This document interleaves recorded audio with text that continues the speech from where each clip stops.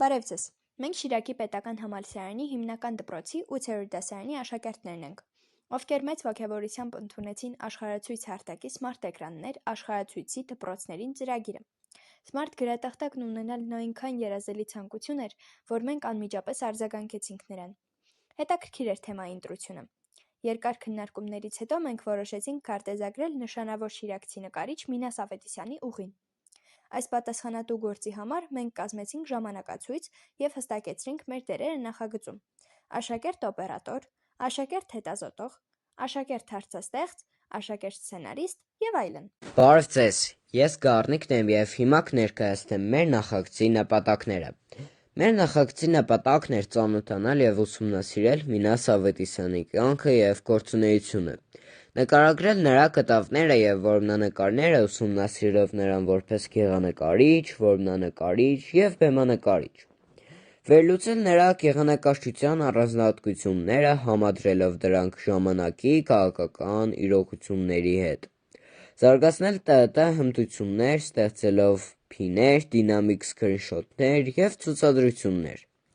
գնահատել գեղանկարչի դերը հայ նորագույն արվեստի զարգացման գործում։ Ես կփորձեմ ներկայացնել մեր նախագծի ընթացքը։ Առաջինը մեր այցն էր Գյումրու մարզային գրադարան, որտեղից մենք շատ արժեքավոր գրքեր ձեռք բերեցինք, որոնք մեզ օգնեցին ողջ նախագծի ընթացքում։ Հաջորդը մեր ուղևորությունն էր Ջաջուր, որտեղ մենք հանգամանալի ծանոթացանք նկարիչի թանգարանային ֆոնդի հետ։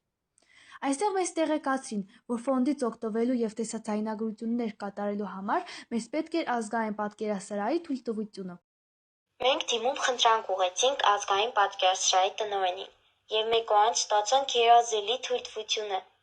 Մինչ այդ մենք ստեղծել էինք զանազան պրոդուկտներ, փազլներ, սառնարանային մագնիտներ, խաղեր, և որպես աշակերտ-վարպետներ վարպետաց դասեր էինք վարում քաղաքի տարբեր դպրոցներում, ներկայացնելով մեծանուն գեղանկարչին։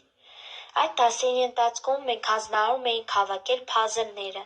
լսել մեզ, իսկ որպես ելքի քարտեր առաջարկում էինք խաղալ մեր պատրաստած խաղերը։ Վերջապես մենք երկրորդ անգամ այցելեցինք Ջաջուր, արդեն նկարահանման թույլտվությամբ, որտեղ նկարչի որդու թույլտվությամբ մասնակից եղանք Մինասի որմնանկարի վերականգնման աշխատանքներին։ Մենք այցելել ենք նաև Գյումրու քաղաքապետարան դրամատիկական թատրոն, որտեղ տեղադրված են որմնանկարները, համագործակցել ենք համայնքապետարանի հետ, այցելել ենք Գյումրու Մինաս Ավետիսյան անունը կրող փողոցը, անցկացրել ենք սոցհարցումներ։ Տեսաձայնագրությունները, այցերը, փիներ ստեղծելը, քննարկումները և շտկումները դարձան մեր առօրյայի անբաժան մասը։ Մենք հասել ենք մեր վերջնարդյունքներին, նկարահանել ենք գեղեցիկ ֆիլմ «Մեկ օր Ջաջուրում» վերնագրով և հաղորդաշար «Մինասի առասպելը մեր աչքերով», որոնք կտեսնեք մեր ցուցադրություններում։ Ստեղծել ենք հետաքրքիր պրոդուկտներ, փազլներ, սառնարանային մագնիսներ, թերթ։ Նրա անունը կրող փողոցում կազմակերպել ենք ֆլեշմոբ։